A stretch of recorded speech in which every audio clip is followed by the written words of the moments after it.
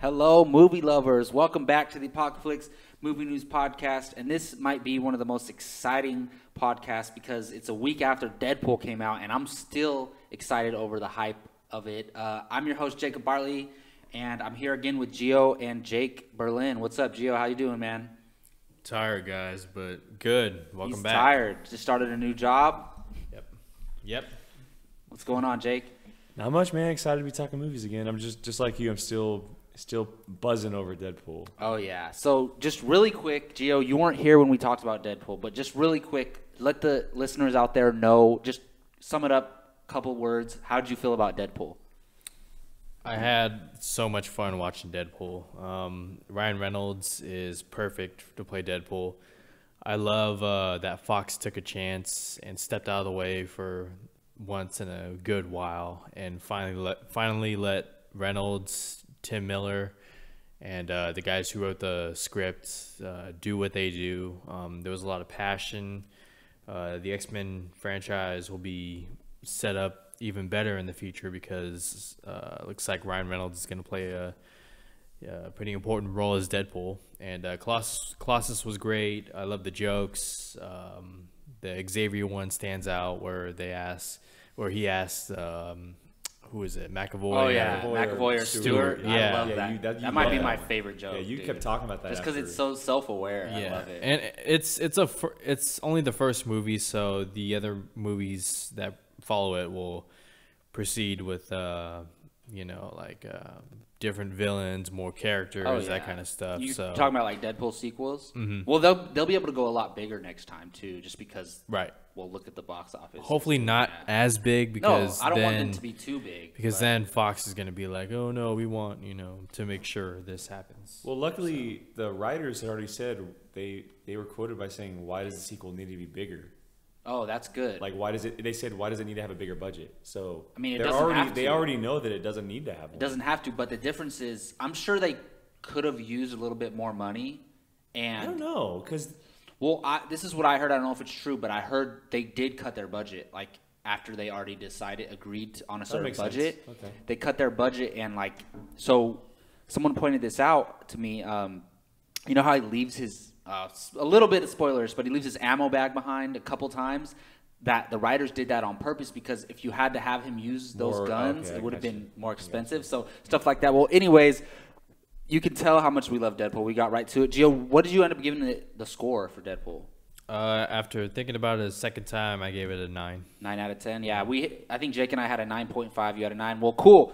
Well, I just wanted to ask Gio what he thought of Deadpool because we didn't really get to talk about it. But as most of you know, this is our movie news podcast, and we talk about some of the biggest movie news stories throughout the week. Gio picks them out for us, so not really changing gears here. But Gio, what is our first subject? Well, first I want to recap your guys' Deadpool box office predictions. Deadpool ended up making 132 opening weekend, which is insane. Yeah. So I want you guys to say again what your Deadpool predictions were opening weekend and just your reactions to the actual opening number. Mine was 82 million, and I was going high. Like, a lot of people were saying anywhere between 65 and 75.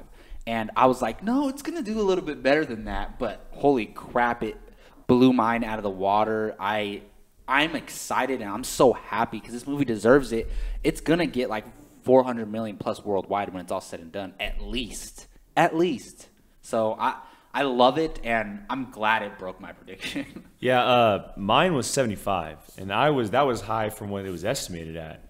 But quite honestly, I'm not surprised because it's arguably the greatest marketing campaign we've ever seen, and it obviously like we had talked when we saw it that night, but it attracted so many different types of people to the theater. Well, not just superhero films, but like kids and families. Well, real quick on that, when I took Gio to see it the following Friday, right in front of us were two dads with their like 4-year-old sons. Yeah, it's like, and the lady at the ticket office said, "You know, Deadpool's really adult, right?" And they're like, "It's fine."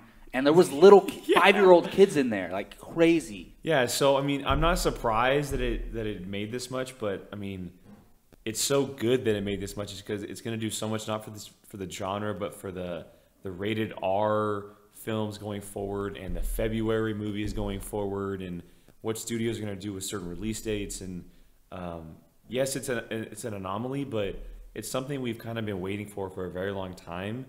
And what better than it to be Deadpool?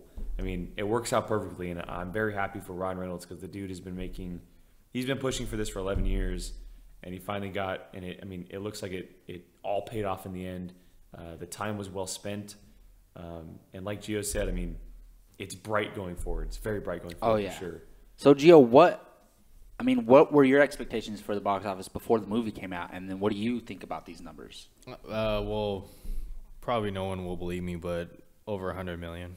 Really? Yeah. Wow. I didn't have a specific There were number, a few people saying that, Schnepp. Yeah, John Schnepp from Collider Movie Talks, stuff like that. So that dude. I mean, he is so freaking good at box office. I remember he did it with Guardians. He does it with everything. He did it with Deadpool. That's one dude you don't want to make a bet with. Yeah, I mean, regarding that stuff, yeah, for sure. But yeah, it's all great. We're all so happy that Deadpool is making this money, and I'm curious to see. I think it's going to do really well this weekend as well because word of mouth. Projected for 65, I think. That's insane. Which is what is it projected for the opening weekend? It's like dude. I'm not going to be surprised if it touches 500-600 worldwide. Well, the only it's all said and done. It's going to have legs. Well, that movie Race comes out, which we don't know. But any movie coming out anytime soon before Batman v Superman is not. It's a different genre than all the other movies coming out. So Deadpool's gonna have legs just as Guardians did back in 2014. Yeah. There's not gonna be another comic book movie in there until Batman v Superman. It'll still be in theaters when Batman v Superman comes out. I believe so. Which would be just think of that on the theater, seeing those two together. Batman v Superman. Really cool. Yeah. Never thought we'd see that. All right, what's next, Gio? Apparently, Wolverine 3 is targeting an R rating. There's a photo going around the internet that shows a pamphlet at a toy fair promoting Wolverine 3. You have director James Mangold, who directed the previous Wolverine movie, Hugh Jackman's name on there as well, with an R-rated anticipation. So is this a direct result of Deadpool and its success? Was Fox always planning in Wolverine 3 R-rated? What do you guys think? I don't think Fox was always planning it because I think they were kind of going to go the same route as The Wolverine, which Mangold directed as well. I think it's a direct. It's hard to say. I think a lot of it does have to do with Deadpool because they are very similar characters. Deadpool goes about his business in a different way, and it is a little bit more harsh with him, but Wolverine is just as brutal and deadly as Deadpool is.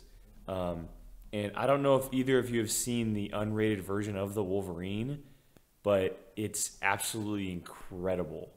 Like, it's insanely Is there really good. that big of a difference? Yeah, it's insanely just with the good. Violence and the gore? Yeah, it's really, really good. And like they would cut it back a little bit to do R, but I think we had talked about this last week on Movie Talk or on Movie News, but I think a Wolverine rated R movie would be really good. Like, I think it's what it would need, like, kind of to send off Hugh Jackman the right way. And we've talked about the storyline in a long time, but if they in fact do, the Logan storyline where he's an old man Logan, it fits R. Like, that's what it needs to be.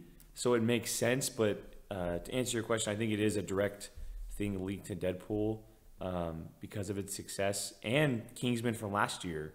Because that was rated R comic movie. And it's all 20th Century Fox. Yeah, so I think they're seeing that rated R movies are doing well. And in February, and who knows what it can do in a summer season release date. But it doesn't necessarily need to happen, but would I want to see it? Hell yeah. Cool. For me, I'm totally fine if they make a rated R Wolverine film. I'm fine if they make a PG-13 version. I think Deadpool succeeding makes it more likely to be rated R, but I don't think Wolverine has to be rated R. I don't. Deadpool is a specific character to set up to do what you did in that movie. It had to be rated R. If you take away the R rating, that is a totally different movie completely. Look what they were able to do with The Wolverine. You just added the violence and the gore. I don't know what else was added, maybe a few more F-bombs or something, but you didn't have to add that much to make it rated R. If you take away that stuff from the Wolverine special edition rated R version, you still have the original Wolverine, which I haven't watched the other one, but I'm pretty sure they're not that much difference as far as the storytelling and the tone and everything, right? With Deadpool, it would have been way different if it was PG-13. So for me, Wolverine 3 doesn't have to be rated R. I don't want them to force excessive gore, excessive violence, and excessive cursing, just to make Wolverine 3. But I'm curious, I haven't read the original source material, so what in Old Man Logan would have to make it rated R? Because have you read it? Or you're familiar with the story, I've read it. Right? It's been a while, but it's Doesn't he suffer a family tragedy? Yeah, there's his family dies, and it's an apocalyptic world. It's a Mad Max version of the Wolverine, basically. That's kind of what it is. Okay. And because he's going across the wasteland of the apocalyptic world, like a Book of Eli kind of thing. Yeah, there's even a better reference, like a Book of Eli thing, and the Hulk is the bad guy, but obviously that's not going to work. Oh yeah. Is Hawkeye in the comic books? Hawkeye's with him on this road trip. Blind Hawkeye. Oh wow! And he's still able to hit stuff with his bow. I bet. Yeah. So it's just them two. It's them two. Well, they meet characters along the way, but it's them two. But it's them two on the ride. That's so random. I love that they put two characters like that in the comics together. But obviously they can't use Hulk or Hawkeye. That's why people have said replace the Hulk with the Blob, and replace Hawkeye. We've said Cyclops. Yeah, I feel like. Yeah. I mean. It sounds. I don't know how this would work action-wise. I mean, Professor X is super powerful, actually, so it could work. But it could be Professor X because he's true. He's most likely going to be in the movie. Yes. So I mean, that puts the bad guys at a disadvantage because Professor X is really powerful. At first I was going to say, how's he going to fight? But he's Professor X. Well, anyways, look, if they announce Wolverine 3 is going to be rated R, I'll be happy.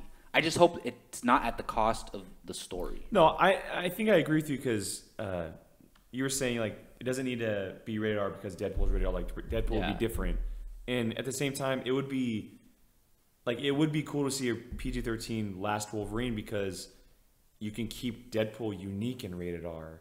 Like he would be the only character movie that is rated R, and that's the only time you get to see it. Where everything else X-Men is PG-13.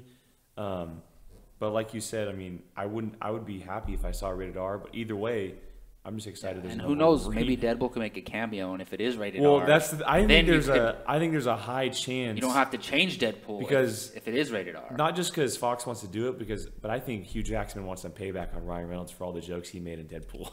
And redemption for their only other time on screen together in the X-Men universe. In Origins. And Gio had posted a thing online earlier this week, but the interview those two had together, hilarious. Like those two they're so great together. I was going to ask you guys about that. Why not put them together in a movie for one last time? It just makes sense. I think that'll happen in a different movie, X-Force, but we'll see. All right, Gio, how do you feel about this, man? Look, the way I see it, they're resetting the X-Men universe after Apocalypse. So, and this is Hugh Jackman's apparent last time playing Wolverine. Why not go the R rating? Give the writers and director James Mangold, the creative freedom, the comfort to take Wolverine to certain places where we've only seen him go before. It's much more than the violence. I think about the themes, the tragic, the emotions that we can see the Wolverine character go through. And then the blood and all that other stuff. But I will agree with you, Jacob, and say that it doesn't need to be rated R. But I personally want to see a rated R one, especially for the longtime fans of Hugh Jackman, who first saw him play Wolverine as a kid. Well, that's a good point. So, all the kids who saw him in 2001 are... And all these kids today... 15 years older. Oh, they're older now, so that'll be a cool little send-off. That'll be a cool little send-off. And plus, let's not act like these parents won't take their kids to go see Wolverine. They want to see Wolverine as much as the kids do, because Hugh Jackman is attractive, and we saw kids at our Deadpool screening. Yeah. I'm not as worried as I used to be about the R rating hurting the box office, especially after Deadpool. So moving on from X-Men for a little bit, Transformers 5, 6, and 7 are getting official release dates according to Paramount and Hasbro. And apparently there is a Bumblebee spin-off movie happening. So I'm going to read off the release dates real quick. Transformers 5 is going to open June 23rd, 2017. Transformers 6, which apparently is a Bumblebee movie, according to what makes sense, Jake yeah. wrote. June 8th, 2018. And then Transformers 7, June 28th, 2019. So 17, 18, and 19. Next year, the year after, and the year after that. So yeah, 3 years in a row. Yeah. So what do you guys think? What's your reactions to more Transformers and the Bumblebee spinoff? A little deja vu. I mean, seems like Paramount saw the success of a little thing called Star Wars and tried to bite them a little bit, going main storyline spinoff, main storyline spinoff, main storyline spinoff. I mean, I would be more excited about this if the fact that there was no Michael Bay involved. And I like the Bumblebee thing because I think a lot of people have been wanting it for a long time because he is the fan favorite. The only thing is the dude can't talk. He communicates through the radio, so that'll make it very interesting, the route they go. They revealed earlier this week that it's actually going to be a low-budget Bumblebee spinoff, which is going to be interesting for a Transformers movie. But as for the release dates, I mean, I'm cool with it as long as they do well critically because they've gotten eaten alive the last 3 movies. Yes, they made $1 billion, and that's why they're doing this, but they need to be better movies and for people to really go back and see them because if they're not better, people are going to get really tired of them fast. So hopefully someone after Transformers 5, you know, maybe Michael Bay will send off Transformers in a great light with a great movie. Who knows? But I'm more excited about After 5 because there will be no Michael Bay involved. Hopefully the writer room that they brought together steps up and does something right. Because Transformers is a hot property, and it has been for a while. It's just they haven't been done justice on the screen, which is unfortunate. But as for the release dates, cool. I mean, hopefully I don't get tired of them. I like that there's a spin-off in there because it'll be different. But, yeah, I mean, it is what it is, I guess. Yeah, initially, I don't care about this story at all. I watched Transformers 4 on Netflix one night, and I couldn't even get through it. So horrible. But the only thing that intrigues me about this at all is the Bumblebee spinoff movie. Because I guarantee you Michael Bay is not going to direct 5, the Bumblebee spinoff, and 7. It's just like physically impossible unless you're going to shoot them all back to back to back like Lord of the Rings or like The Hunger Games, something like that. But I don't think they're going to do that. It wouldn't even make sense to film, you know, Transformers 5 back to back with a Bumblebee spinoff. Like, they're not going to be using the same sets. I wouldn't think so. So it doesn't even make sense. But so I'm thinking that the Bumblebee spinoff movie will be a different director, you know, and it'll be that team of writers that we were all excited about them getting together before they announced Michael Bay was returning will be involved with that too. I mean, I know Michael Bay is going to produce it still, but what does produce mean? He could just it's because he's been involved in the just first throw his 4 name on it. That's all. Yeah. So I'm curious. They say they want to go cheaper route, so it's not going to be on like a different planet other than Earth. So well, we don't know because that would be expensive if they're going to do that. If they're going to do a different planet in another, I don't think there's going to be any other Transformers in the movie, just Bumblebee and maybe whoever he has to fight. And then there's going to be a lot of human story involved, which kind of scares me because that's been the problem with the Transformers movie so far. But I'm a tiny, tiny bit excited for the Bumblebee because I thought it's charming in the movies when he has to talk using a song to express his, you know, what he wants to say. So if they can do that somehow, I think it could be cool. But other than that, I really don't care. Yeah, these Transformers movies suck. I tell you, they're freaking cancer. No holding back, just getting right to it. These movies are a cancer to the blockbuster, you know, name. You know, people actually think these movies are good, and that's the worst part about this.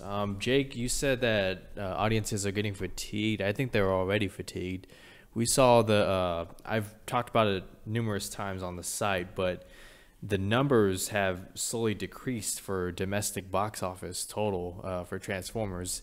And now they're more of a profit. I mean, there's still a profit here, but they're more of a profit overseas, over in in especially Japan. in China. Yeah, China, yeah. Yeah. The Bumblebee spinoff, I think that's a direct result of the writers' room.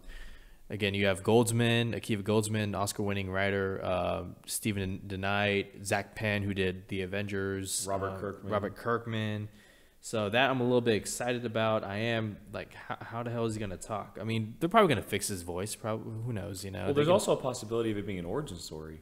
Could be an origin story. That's true. Before he lost, do they ever explain why he can't speak? His vocal thing was damaged. Damaged that I think it was when he first landed. Yeah. In the first Okay, one. so if it's a prequel, that's interesting. Bring back Shia LaBeouf. I think the one thing, I mean, being one, because I actually played the Fall of Cybertron games on Xbox, Transformers games, the most recent ones.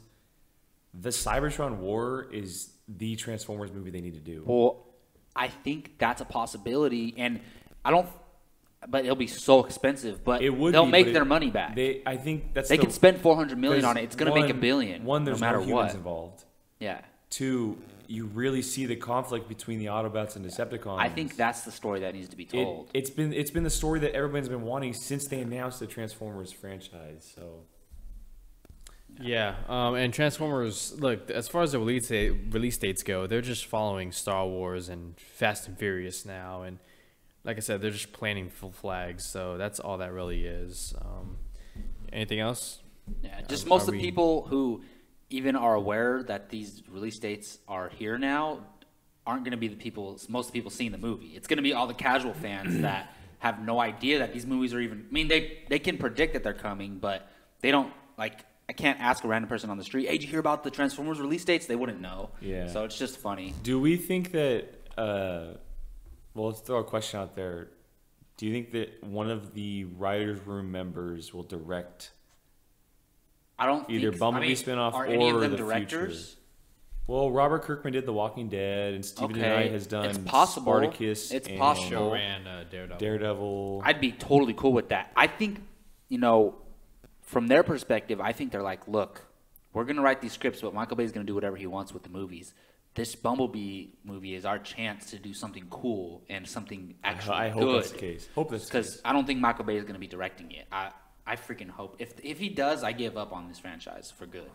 All right, well, let's talk about this Midnight Special trailer that released online last week, starring Michael Shannon, Joel Edgerton. Who's it directed by? Jeff Nichols, Yeah. who did Jeff Mud Nichols. and Take Shelter. Mud, that's right, yeah. Reactions, guys. What do you think of this trailer? Let's start off with Jacob. Well, I literally just watched it before we started this podcast, and I'm really digging it. I like it a lot. It's very interesting. It deals with superpowers and, has a type of like an alien feel, maybe not Alien the movie, but Sci-fi feel. a sci-fi alien feel, maybe like a E.T. similar type of thing. I like the tone of it. I like it's unique in a era where we're getting like all these comic book superhero movies. This deals with what happens if some young boy has powers. Like, how would the world truly react? There would be some military figure chasing him and a father trying to protect him. So even though it's not realistic, it's set in a realistic tone, and I think it can be a really cool sci-fi movie. And it's interesting because I've never seen Mud, but I know it got great critical reviews. I don't think it deals with any supernatural or anything like that. So it's pretty cool that he was able to direct just a drama that was received very well, and now he's going to sci-fi. I'm excited to see it for sure. No, I absolutely loved it. Jeff Nichols he's quickly become one of my favorite directors. Mud was insane. Like, that movie's ridiculous. Take Shelter is also insanely good, which also stars Michael Shannon.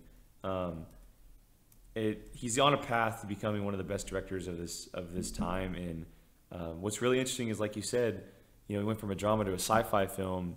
It's really cool to see, and the trailer really grabbed me. And I'll echo everything you said about it. And also, I had mentioned this when I wrote up the trailer, but it almost feels like this could be this year's Ex Machina in a way, like true, real sci-fi, and something that we rarely get to see anymore because of the comic book movies and the fantasy sci-fi and the space thrillers and stuff. But this is like true sci-fi back in like the 80s and 90s and all that kind of stuff, and it feels real, and it's very exciting, and everybody looks on point. I mean, you have Michael Shannon, Joel Edgerton, Kirsten Dunst, Sam Shepard. You have all this great talent in the movie, and with Jeff Nichols writing and directing, I mean, it's kind of bred for success. And I'm very excited about it. And like you said, I mean, a kid with superpowers in a real world, what's going to happen? And it's very exciting. The trailer was really cool, and so I dig it. Nothing more to add, really. If you haven't seen Michael Shannon in 99 Homes, definitely check it out. Did he get nominated for that this year? No, he didn't. No, he didn't. Okay. A lot of people were saying he should have. Right. Real quick, incredible cast, by the way. Oh, yeah. Adam Driver hunting that's down one the we kid. forgot about it. Yes. Joel, yes. I don't know. I'm confused on who Joel Edgerton is, but He's Michael part- Shannon's his father, the kid's father. He's with Michael Shannon. So maybe He's uncle or uncle, friend or something like that. I Yeah. forgot about Adam Driver. That's Great right. cast. Yes. Those. Oh, and Kristen Dunst. Great cast. Yeah, Uncle Owen. All right, Guardians of the Galaxy Volume 2 just released their cast and a little teaser photo. The teaser photo just shows the main 5 members back at it again. I think it's. Well, 4.5. Yeah. I think that picture is more important than. Well, you're yeah, giving it yeah. credit for, because it tells us something we've all been wondering. Go ahead. Well, take it. if you look at the photo, it has Baby Groot standing on Drax's shoulders, and he's out of the pot plant, or the plant pot. So, I mean, who knows? They could just be messing with us and just like a little fun thing. No, that's or what happens. He's gonna be Baby Groot in the movie. Which in the comic books. That's what happens. I'm He grows curious. Is he gonna partake in the action or maybe not? He takes a very long time to grow back. Yeah. So how is he gonna go on this adventure, which is gonna have a lot of action? I'm assuming as Baby Groot. But I'm just excited. We're gonna see. Like, in the third one, is he just going to be, like, as tall as a chair, like a teenage Groot? Who knows? We'll see. I'm excited about that, but go ahead, Gio. And how is Vin Diesel going to voice the Baby Groot? Like, that's going to be weird. That's maybe he it's a little different, higher pitch, yeah. Right. So what do you think about the cast? We have Palm Clemente, right? That's it. I have no idea Playing how to say Mantis, it. right? Sorry, I got for that. butchering the name. Yeah. And you have Kurt Russell, Elizabeth Debicki, and Chris Sullivan all joining everyone who's coming back. What do you think about these new cast members? I'm not familiar with most of the names on there, but obviously the one that stands out is Kurt Russell. Like, and real quick, Elizabeth Debicki's the villain from The Man from U.N.C.L.E., the blonde. Oh, okay. That's her. She's cool. I mean, she was cool in that role, so that's awesome. We don't know who anyone else is playing other than Palm, who's playing Mantis, correct? Called it. So that's really cool. I didn't know much about Mantis. I looked up a little bit of her history, so I'm interested to see how that character's brought to the big screen. But Kurt Russell, man, it feels like this has been going around for like 6 months. Kurt Russell being rumored to play in this role, and I can almost guarantee I will put $20 on it right now that it's the Star-Lord's father's role. But they could be combining that with Adam Warlock, so we'll see. I'm just knowing that Kurt Russell is in this movie is freaking awesome. It's similar to Michael Douglas in Ant-Man and Robert Redford in Winter Soldier. All these great actors taking these roles excites me. Jake? No, I echo everything Jacob just said. I mean, the obvious standout's Kurt Russell, and I'll say now he's a lock to be Star-Lord's father. Yeah, it's been rumored for a long time. And we knew that was going to be a big part in the sequel. Yeah, so. and it adds, like, Marvel is so good at casting and bringing on these Oscar-nominated, highly talented actors and actresses on board, and to bring someone on like Kurt Russell to Guardians of the Galaxy is incredible. The woman who plays Mantis, I don't know how to say her name. I'm sorry, but I think she looks great, and I think she could fit the role of Mantis very well. The Mantis character is very exciting. She's so different from anything on the team right now. It adds another woman as well, which is really cool. She's going to play off Gamora very well, too, because they're so different. Elizabeth Debicki, that's going to be interesting to see who she's playing. I think 2 or 3 of these new cast members are villains, which includes Kurt Russell. I think Star-Lord's father is going to be a villain to start off with, kind of antagonist to go against. It's cool, and the teaser photo was awesome because it's the 80s rock band. That's what it felt like. And oh yeah, it goes off what James Gunn has done with this franchise all along, and it's very, very exciting. And this is definitely one of the more exciting movies to look forward to in the next year or so. Yeah, I definitely agree with you with the Marvel casting. Robert Redford, Michael Douglas, Anthony Hopkins. Oh yeah, Anthony Hopkins. And now Kurt Russell, my MVP from last year. Oh yeah. Great to see him on board. And Mantis, I'm excited about that character. I read up about her a little bit. Yeah, you would assume, right? And I'm just excited that it's starting again. It's great that James Gunn is so active on social media, even after all the all that stuff that happened about Star-Lord's father. It's great to see him still active and passionate, and he's back. And he even teased the awesome volume mix 2, right? Awesome volume. Well, it would be because if I remember correctly, awesome mix volume 2. Yeah. Was 2 the one at the end of the movie? 2 is the one he opens up. Okay, I just at wanted the to make end. sure. And then I think he puts it in, and It one was song Ain't No starts. Mountain High. Exactly. Yeah, which, by the way, that song so good. Well, it's perfect for the end of that movie. And I used to think of Remember the Titans every time I heard that song, but every time I hear it, I think of Guardians of the Galaxy. I still think every single time. Because I cried to Remember the Titans. Yeah, I mean, it's just I love Guardians so much, and I love that scene when that song starts playing and how it just wraps everything up. So do we think though that Volume 2 has been switched around a little bit to honor David Bowie? I think he wasn't he planning on trying to get David Bowie to cameo? He was going to to have movie? a cameo, but I think he already planned to have David Bowie songs in there, but maybe adds a little couple bit more. But I mean, which is great. That's cool, yeah. Because David Bowie's total about the 80s. Gio, what do you think about the possibilities of Baby Groot? Like I said, who's gonna voice Yeah. him? How's Vin Diesel? Because he has one of the deeper voices in Hollywood. I think it's cute. It'll add a little cute thing. Because at the end, that's all people, were talking about was The Baby Groot at the after credits Baby Groot scene, dancing. Yeah. I'm just curious how the action's gonna go about. Maybe he can do more than you think that small, but who knows? Well, here's a funny thing to think about. Like, what if Marvel's playing this kind of like Deadpool, where we see this photo, right, as Baby Groot, and then real time goes a year, 2 months, and he's grown by the time the movie comes out. Okay, I Like, can totally we see him that. gradually growing in What photos. if the movie opens with a sequence of them on adventures, and then It's possible we see him the growing first, along. you see each adventure it's like maybe a 5-minute sequence, and they're on like several different little adventures, and they see him. Yeah, you see him gradually grow through each scene, and when it gets to present day, maybe he's like Rocket size. 4 feet tall. Can you imagine him and Groot and Rocket the same size? That'd be cool.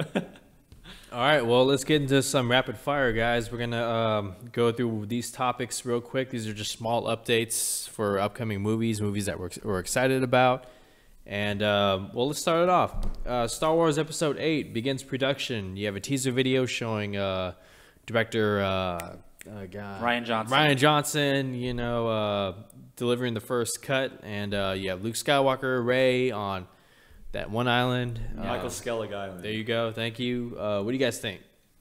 It's cool. Like, I'm not as excited as everyone else was about that, but it's freaking awesome just to know that the movie's shooting and to see Ryan Johnson looking like he's having a lot of fun doing it. So I'm excited. Yeah, I mean, it obviously doesn't mean anything, but I lost my freaking mind when this thing came out. I'm not. I understand. And because we saw Luke freaking Skywalker in a different.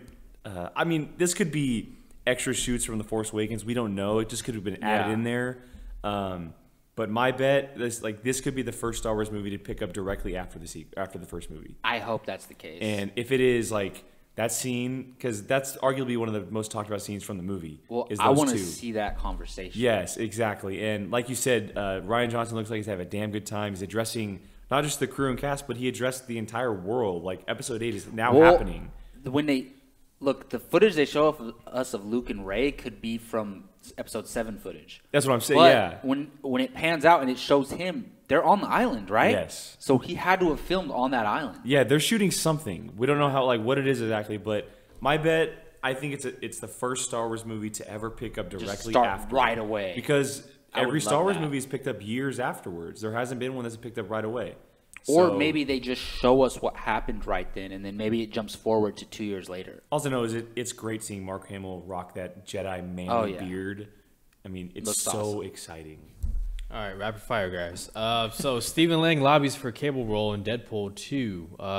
Is this desperate or what? Is he the right fit? Is he too old? What? No, it's not desperate because he's the perfect fit. One thing I will say though is that I would not be opposed to seeing Keira Knightley as Cable. I am not lying because She has range. I think it would be an interesting twist that would fit a Deadpool movie. What if she's already Like, cast and they dropped that little nugget? As I a don't think joke I to think mess with us? I am not against it, but as for Stephen Lang being Cable, the dude looks exactly like Cable, and he was great in Avatar as the villain. Cable's kind of an anti-hero, just like Deadpool is, and I think they would play off each other really well. I don't think it's desperate like Tyrese Gibson Green Lantern No. desperate, but I don't think it's cool like The Rock, like putting it out. Hey, that could work. We're looking at a picture of someone made of Keira Knightley as Cable, which that would be so funny if it actually is her. But for those of you who don't know, watch the Deadpool after credit scenes. Stay after the movie if you haven't seen it yet. But yeah, I mean, I don't like people, promoting themselves to play a certain role. That's all I'll say. All right. Well, what about Julianne Moore being offered a role for Kingsman 2? Taron Egerton has said the role is juicy. It rivals Sam Jackson's Valentine character. How do you feel about Julianne Moore, especially after you've seen the Hunger Games and whatnot? Well, I didn't. Oh, go ahead. I mean, I'm cool with it. I'd love to see her as a villain because she's always been, a great actress, good drama, stuff like that. Seeing her take on something different, as long as it's not a villain like The Seventh Son, because she was okay in that role. I know there wasn't a lot there to go off of, but yeah, I mean, Kingsman 2, hell yeah. I mean, I'll check out Julianne Moore as the villain. Seeing her, Taron Egerton. I'm so in for this. Like, I didn't really like her character in Hunger Games, but she played the role very well. She's one of the greatest actresses of this generation, and she's going to be in a sequel to a movie that was in my top 10 movies last year. Hell yeah, sign me up. And at 50 years old, she is still sexy. Oh, I agree to that. Just watch Don John. You just watched it? No, say just watch Oh, Don John. yeah. Watch Don John. What do you guys think about Blade Runner 2's questionable release date, January 12th, 2018? I don't think it's as questionable as people are saying. Well, I'm just putting it on there for dramatic. Because I think it's a smart It deserves move. question, though. It does. Deserves but like question. we had talked about it before the mics turned on, like they announced a release date now, but later on as the movie gets closer, they announce, limited release December 25th or something. So, and because of the success of Deadpool, it's like there's no real seasons anymore. You can put a movie anywhere and it's going to make money. So, I think we're yet to see a real January release. That's true. Succeed. No, that's true. We've got February now, 2 years in a row. But for me, I don't think it really matters, honestly. I think they're trying to, not that it's a cash grab at all, but when is this movie set up to succeed the most?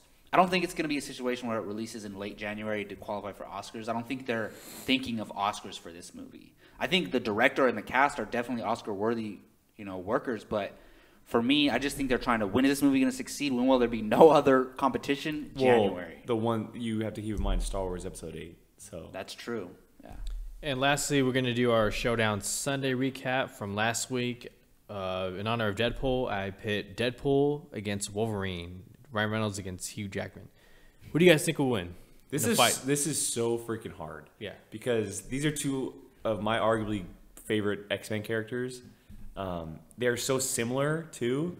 Real quick, and I want a character from a particular movie. So if it's Wolverine, I want Wolverine from X-Men 1, 2, 3. Okay, well I'll go Deadpool from Deadpool, and I'll go Wolverine from the Wolverine. And who wins? Oh shit! I actually voted on this, but I'm going to save my answer for. I'm gonna go Deadpool. Okay. Because you know what? Yeah, I'm gonna stick with Deadpool because I just think he's a little bit more crafted with the weapons he has. Although I could just see the two literally fighting for like days and none of them giving up. But I'll stick with Deadpool for now. Yeah, for me, I actually voted on Apocaflixmovies.com, and I voted for Wolverine because it's freaking Wolverine, man. Nobody can beat Wolverine. So I'm taking Deadpool from Deadpool and Wolverine from X2, putting them against each other, and I say Berserker Wolverine whoops that ass. Not easily. They're going to be fighting for 17 days, but Wolverine eventually wins. I think we can agree that this is the one comic book fight we actually want to see now. Well, right? and they match up equally. It's hard finding Yes. two characters that match up exactly. equally. when we say they're the same in they have the healing factor and stuff like that. Not like personality wise, they're completely different. Which is so But cool. Gio, you proposed the question. Did you vote? Who do you think's gonna win? Yeah, I was almost gonna go with Deadpool, but then I thought about the Wolverine and Hugh Jackman's fight with the samurai, where Oh, dude, that was so good. So good. inside the room after he gets his healing back. Spoiler. So I'm picking Wolverine from the Wolverine. I love when he says, "Who are you?"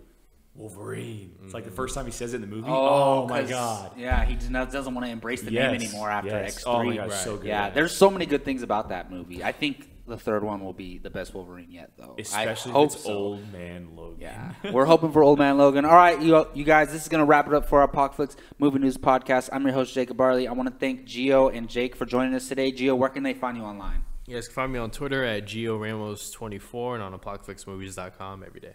And Jake Berlin, where can they find you online, man? Twitter, Instagram at Qui-Gon Jake, apocaflixmovies.com, and check out the Padawan podcast. Oh, yeah. And you can find me, Jacob Bartley, on Twitter at JacobBartley_, on Instagram, Jacob Brian Bartley, and on this Apocaflix Movies YouTube channel. Please hit subscribe. Please hit that like button. We would really appreciate it. And until next time, we'll see you.